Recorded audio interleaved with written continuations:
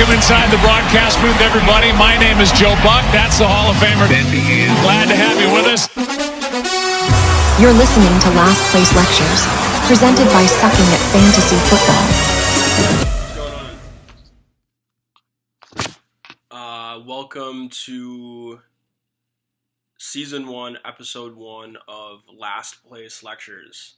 I lost my fantasy football league. I suck at fantasy football, even though I was in the championship of another one of my leagues, which shows more so why fantasy football is stupid, and that I could be in the championship in one league and then in dead last in the toilet bowl for my other league, or for this league. So I've always kind of hated fantasy football, but at the same time, it's fun. I get to connect with my friends and yada yada, whatever. Pretty much I just lose somewhere from $100 to $150 a year to be in a group chat with my friends. But hey, good fun. All right, so I lost. So for a whole year, every month, I have to come out with a podcast on a random subject that everyone else, excuse me, in my league chooses for me to lecture on. And it really is more so a lecture and not a podcast because get some H2O in here. Because I'm by myself, I don't really have anyone to like spitball with like you would on a podcast. I think special guests, or I can have guests on in some of these lectures if the person deciding chooses. Andrew, who won the league and chose this month's subject, didn't specify. I probably could have asked, but whatever. I just did it. So, yeah, let's get into the standings. The standings for the league, right here. Let me bring me down. Andrew won. It went Andrew, Dom, Cole, Bryce, Joe, John, Griff, Dylan, Justin, Murph, Max, and then me in last. I played Max in the toilet bowl, and it was a pretty close game. I can't remember who pulled through for him or what happened. I was projected to win most of the day, which the projections are BS, but then Max pulled ahead and ended up winning. So for this month, January, Andrew chose the topic, and then next month, Dom will choose the topic, and so on and so forth until the last month. I get to pick my own topic. So, like I said, maybe we'll see some guests going on in here. Maybe not. I don't know. We'll find out. Hopefully the audio and visual and all that is fine. I'm doing this on my 2015 MacBook Pro that I got used graduation gift from my aunt. Thank you, Aunt Laura. It's honestly really nice, I think. But it's a little old, but she's getting through it. So we'll see how it goes. So yeah, I think that's kind of it for some of the introductory stuff. Cole, thanks for that sweet edit. I think everyone is liking that. Yeah, so let's see what our subject is for today. The history of beer. The history of my favorite alcoholic drink and probably many of the people on that list on the previous slide. So I will try my best to lecture you on the history of beer. Okay, so history of beer. Where did it start? It started kind of out of chance, I guess. Not necessarily. People weren't like, "Oh, we're gonna brew some beer. We know this is gonna happen." They first discovered beer by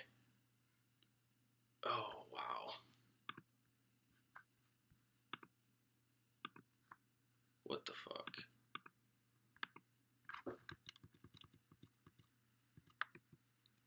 Okay, so beer.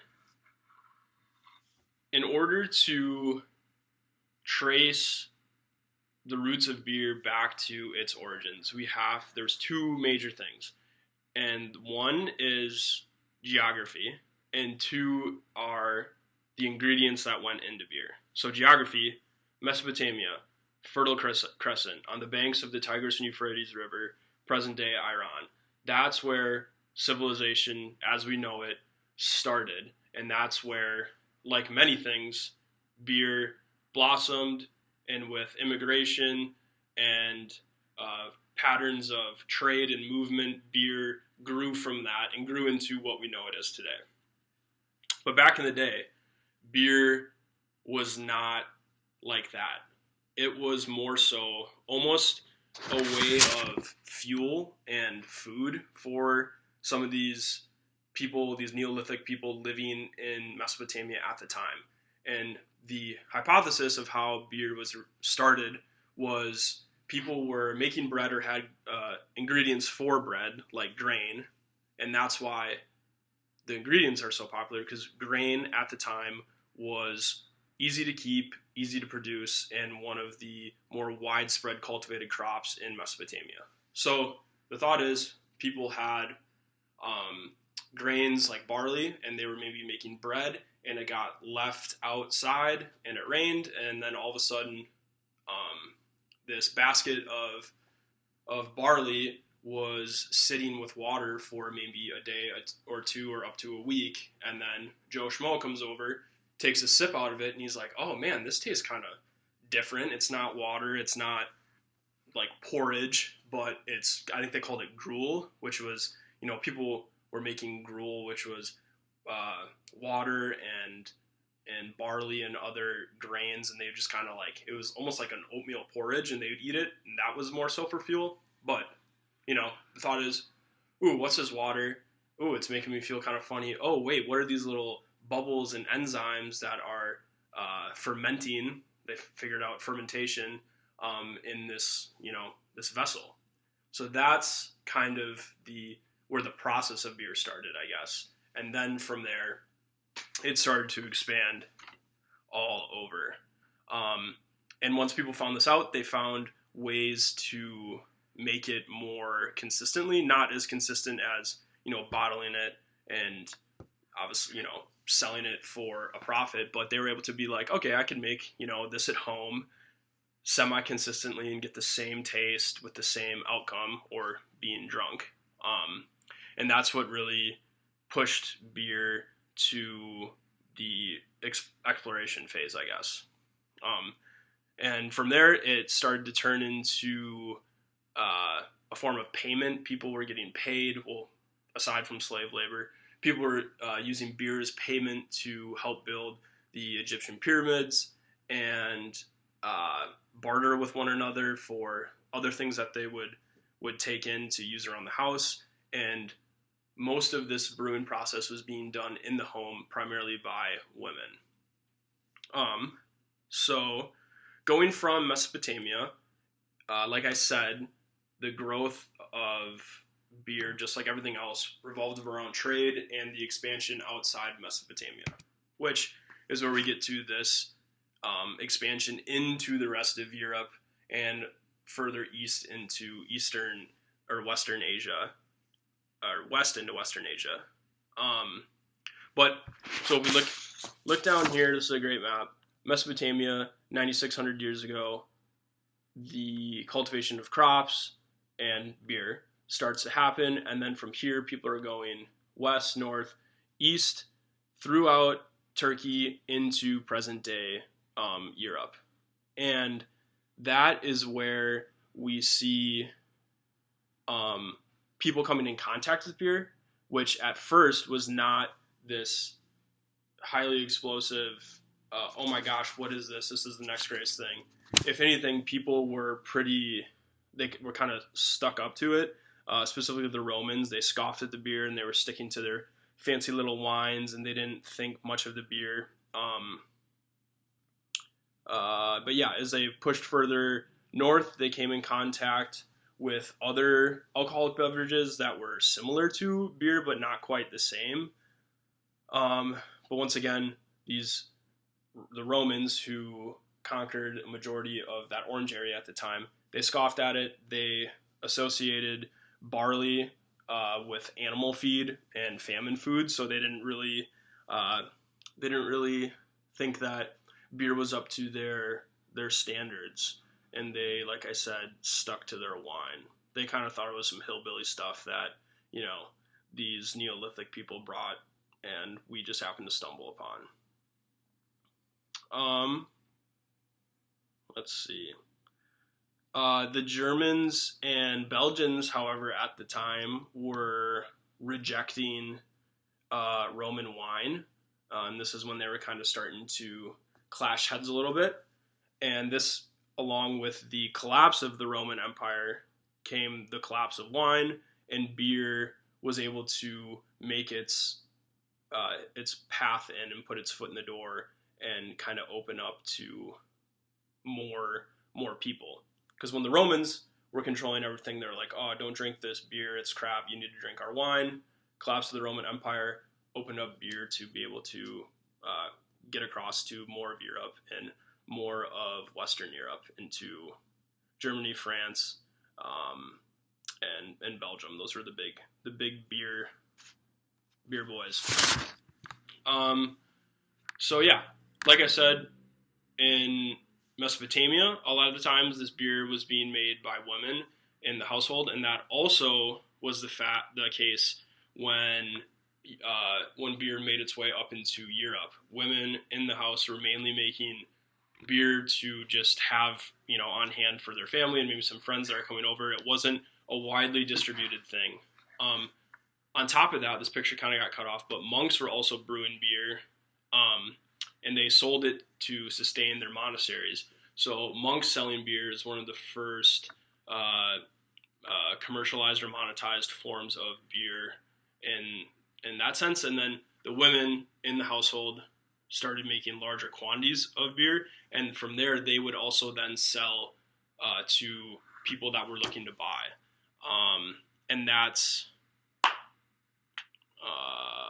and that was the establishment of the first public house. If you've heard of a public house, I feel like they're more common in Europe. Maybe it's essentially just like a pub, or what we know as a bar today. So that's kind of where the first development of places to buy beer and places to have beer stemmed from. Going on from there, hops were then discovered. Going back a slide. With this commercialization, that was about year 1000. So if we take a look back, it's thought that in Mesopotamia, about 9,000 to 10,000 years ago, beer was discovered, and then from there, it grew north and into Europe, and then about year 1000 is when when beer was officially commercialized, or thought to have been commercialized. Let's see. Yeah. All right. So hops are kind of what we associate beer with, and that didn't happen until later on in the beer life cycle. And Germans were the first ones to use and incorporate hops into their beer to try to get, one, different flavors to the beer, but two, more importantly, it allowed them to preserve it better and for a longer period of time by adding hops. How? I don't know. I'm not a chemist, which I should maybe preface. I don't know all of the chemistry that goes into beer, but, I'll try my best to kind of throw out some facts out there about how that improved over the years and how that changed. But when it comes down to it, I don't really know. I know beer's fermented and stuff like that, and they put hops in there, and you can barrel age it and whatever, but I don't know the nitty gritty. I guess I could try to look into it more, but yeah, that's all I have to say about that. So hopped beer lasted for up to weeks. It was easy to store, and it was easy to ship as well. The people in England didn't care for hopped beer at first, but then slowly switched over to it due to them starting to like the flavor a little bit more, but really their ability to store it was what made them switch over to hopped beer more. As this commercialization happens, it's going away from household brews more and more into factory brewed beers or into breweries, which pushed out women from brewing the beer for women's rights at the time. They weren't allowed as much in the workplace, and so therefore the house brew kind of took a backseat until, which at the very end of the podcast I'll get into a little bit more, where house brewing becomes a little bit more popular. So sooner or later, people are drinking beer in Europe. It's a little bit more widespread, and therefore people are getting more drunk more regularly. And the question on the morality of alcohol and beer specifically gets brought up, and this is kind of, worldwide where beer is starting to explode. So pretty much Europe, and where alcohol is still being created, or beer, in that Mesopotamia, Middle Eastern area. In Islam, Muhammad came out right away and he said alcohol is banned. Whereas Christianity, they were more open to it, and they were like, okay, yeah, we can, we'll see how this goes. And specifically, the Protestants were in favor of beer because hops were not taxed by the Catholic Church, and hops were not used by Catholic monks in their brewing. So Luther and the Protestants were like, yeah, let's take this hop beer. Catholics aren't taxing it. We can use this to, stir some things up in that time period. So as expansion into Europe, there's obviously also expansion into the New World, or North and South America. And at this time, beer is being brought over and is being in contact with people in North and South America, but the beer scene over there hasn't quite totally hit its stride yet. All right, so this picture is Beer Street in Gin Lane, where over on here is the Beer Street, where everything is kind of like prosperous and hearty and in good health, and people, like, there's this guy painting a picture and people are toasting and the streets are busy and someone's working on that structure up there, whereas Gin Lane is this drunken mess of this person dropped his kid, and people are like, this human and dog are sharing a bone, and it's like disarray in the streets on Gin Lane. But Beer Street is happy and mighty and fine. This was made by William Hogarth, and it inspired the Gin Act of 1736, where it imposed high taxes on gin sales. So this was kind of the flipping of, okay, is beer the evil, or is it different alcohols in general, and is beer maybe good because of the economic influences that it has on the economy. So just kind of an interesting little piece there. Okay, so now getting into kind of like a new age.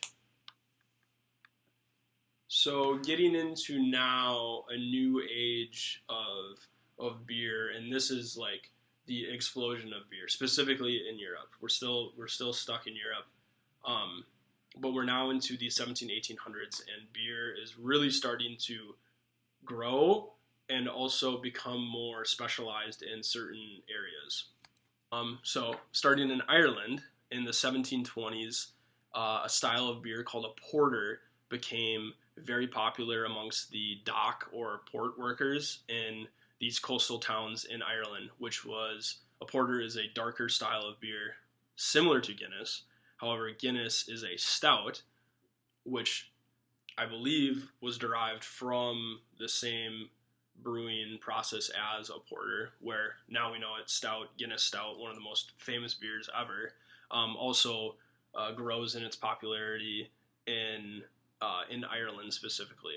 And then from Ireland you get beers like Russian imperial stouts, that they needed to be brewed with enough, or with a high enough alcohol content that it wouldn't freeze while it's being shipped over to Russia.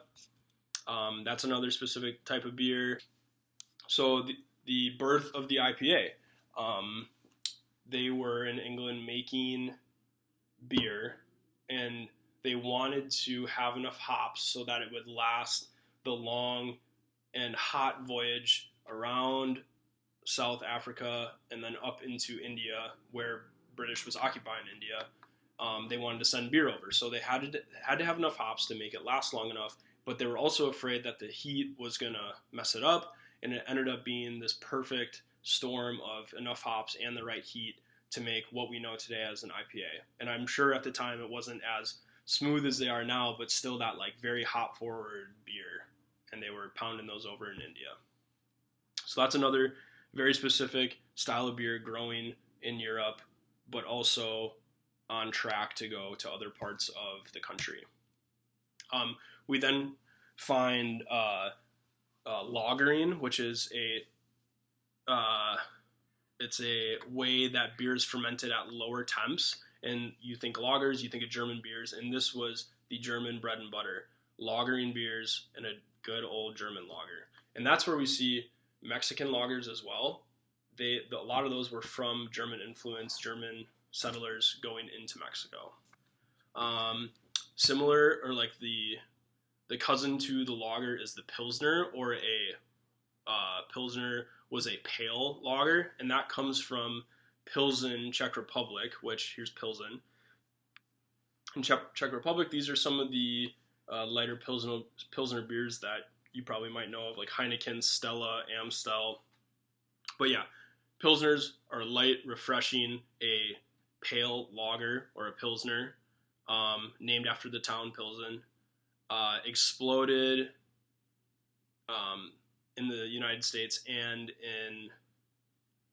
in both Pilsners and lagers exploded in the U.S. and South America when German and Czech immigrants came over. They brought their beer or their beers to America, but then also into Mexico and South America, and that's where you see like Mexican lagers and other lighter beers of that sense. All right, sticking in Germany, let's talk about Oktoberfest, probably the most popular beer drinking or beer, centric holiday ever, which started with the marriage between Prince Ludwig and Princess Teresa. Look at Ludwig. Ludwig's got a nice little gown on, kind of matching actually. I don't know if that was their wedding photo or not. I googled Prince Ludwig and Princess Teresa wedding, and that's what popped up, so I would think it is. But they got married towards the end of September, early October, right outside of Munich. They had this huge, beautiful wedding with a banger reception where there's beer all over the place. It was a hit. Everyone was having so much fun that they thought, hey, let's do this next year. And we'll call it, not our wedding anniversary, but we'll call it Oktoberfest to start, the beginning of this October season. And everyone was like, yeah, let's do it again. Do it next year. Huge party. Everyone's drinking beer. They're out in beer halls. They're having a good time. And they're like, hey, let's just keep doing this every single year right around this October time, and we'll call it Oktoberfest. So that's where Oktoberfest originated, and now it's, the party that we know today. This is actually from the La Crosse Oktoberfest parade. We go from Ludwig with this elegant robe to this guy with a goatee and Nemmies on walking down 3rd Street in his little lederhosens, but fun nonetheless. So it's expanding throughout Europe. We see contact in North and South America with immigrants coming over. We also see a huge boom in Asian countries. China and India and Southeast Asia are all coming in contact with beer, mainly through colonial, implemented cities, and it's taken off like crazy. And I kind of gloss over Asia, but I talk about at the end how big China is in its production of beer. But we'll keep moving forward into the industrialization of beer. And a lot of this is happening in the U.S., but also in Europe. And in Europe, they're starting to use different ways to ferment these beers. Specifically, if you think of like Heineken and Carlsbad, they were two of the first beer producers to use different or tinker with different types of fermenting at different temperatures and using different style of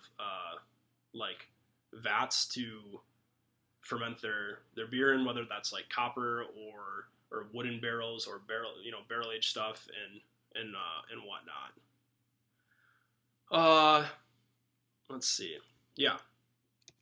All right. Finally, beer in the U.S. Apparently, I read a couple different places that the Mayflower landed at Plymouth Rock because it ran out of beer. I don't know how true that is. If they had another keg of beer, maybe they would have lasted another month or less than that going north or south. Who knows? But I read that a couple different places. Aside from that, before we talk about beer in the U.S., we should talk about whiskey, because whiskey was the alcoholic drink of choice in the States at that time. This is like colonial area. And that was because whiskey was cheap to make, easy to make. It lasted longer, and it was easily shipped out and shipped in from places like Ireland, where they were making a lot of whiskey. And it was a bartering tactic with Native Americans in that area at the time. But post-colonial, when immigration was coming to the United States, specifically German immigrants to the U.S., that was the explosion of beer in the U.S. Because if you look at this map, which is German populations, German immigration to specific areas in the U.S., where'd they go? Midwest, specifically where? On the coast of Lake Michigan, Milwaukee. And that's where we see beer go to the next level in the U.S. So when we look at Milwaukee breweries, Milwaukee was the epicenter of brewing in the United States. It was where you wanted to be and where everyone was for brewing beer. And it started with Frederick Mueller in 1855. He bought a rundown brewery that was existing in Milwaukee. He revamped it, started brewing beer, and he named it Miller Beer, which Miller was his American name, Miller. From there, we get Schlitz, which Joseph Schlitz came to Milwaukee, and he married a brewer's widow, and he took over the business and grew it to what we know today as Schlitz Brewing, which was a mega brewery at the time. When the Chicago fire happened and destroyed all of Chicago and all of its breweries, Schlitz donated a bunch of beer to these Chicago breweries, and it was coined Schlitz beer was the beer that made Milwaukee famous. So Schlitz, certified good guy. And then finally, for the Milwaukee area, we have Frederick Pabst, who took over his father-in-law's brewing business and turned it into the most wonderful light beer, in my opinion, or crappy beer, of Pabst Blue Ribbon. And I think the marketing strategy went, he took a blue ribbon and was just tying them around his bottles and, named it Pabst Blue Ribbon. He also, what was the year here? 1893, at the World's Columbian Exposition, won Best Beer in 1893, and then just never really changed that slogan, and no one ever contested him on it, so he just continued to print world's best beer on his bottles, and I think it still stands there today. So shout out him. He's kind of got a little Colonel Sanders look there. They all kind of look, he's got receding hairline. He's got a good mustache, but they all more or less look kind of the same. Same with this guy. This guy's Colonel Sanders too. So then we go to Adolf Busch. He got out of the Civil War and married the daughter of an Anheuser, and he created Anheuser-Busch. And Adolf Busch was the king of marketing and distribution. He bought in heavily to refrigerated rail cars, and he would send, when he would send out with distributors the beer to go to these taverns, he would also give them ashtrays and other merch to like have present at the bar. So that really blew up his marketing. So he really like escalated the width that beer exposure had in the United States. Yeah. So let's go on from there into now the dark ages of beer, which was Prohibition, which Prohibition came about through long established white Protestant families didn't like drinking the immigrant drink, which, was whiskey, was Irish whiskey, Italian wine, and German beer. They didn't want to be associated with, the immigrant drink at the time. And this led to Prohibition in the 1920s, which on top of that, there was also concerns of, people were drinking more, getting more, publicly intoxicated, and there was the morality question of, is beer something that we want to have in our country? And people didn't like that. Major pushback. Naval Captain William H. Slayton, he founded the Association Against the Prohibition Amendment, and he was pretty instrumental in ending Prohibition and getting beer back out on the streets. And they really played off of the economic urgency that it had in the country, with one, it having providing a lot of jobs in these massive brewery factories, and two, farmers losing a market for their crops. And that really kind of propelled them to end Prohibition on December 5th, 1933. Yeah, that's kind of my Prohibition talk. Short and sweet. And then we get into our present day beers, where you see beers that are a little bit more out of the ordinary, like your Space Monkey Mafia, Voodoo Ranger, Goat Hair Juice, and more crafty beers. Which craft beers are, it's kind of a broad term, but more or less a craft beer is a microbrewery is a relatively small, independently operated brewery that kind of emphasizes on flavor and quality over, quantity and some of these lighter beers that we see. And kind of the father of craft breweries was this guy, Fritz Maytag. He purchased and reopened Anchor Brewing in San Francisco in 1965, and he looked to do exactly what I said before: focus on flavor and quality in a more small, independently operated setting. From there, going into the 70s and 80s, people are getting more into home brewing, which really, since, the early Neolithic time period, had been kind of obsolete, when people were home brewing there predominantly by women in the household. They were making beer just kind of for the people in their house, or maybe friends to come over for a dinner or something like that.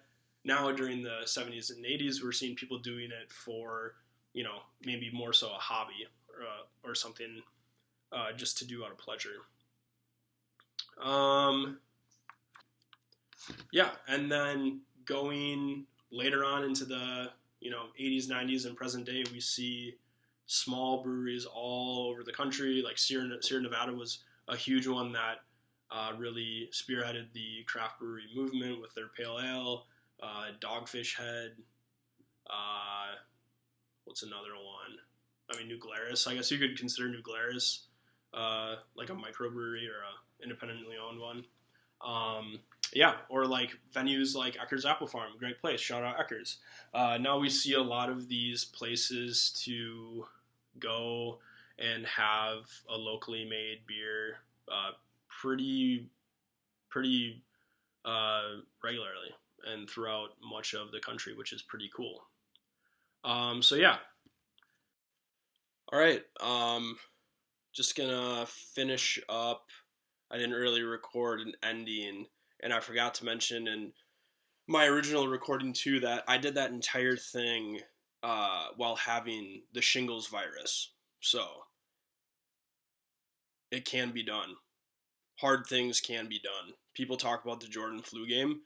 I don't know if enough people are going to be talking about the first episode of Last Place Lectures and the host having shingles at age 25.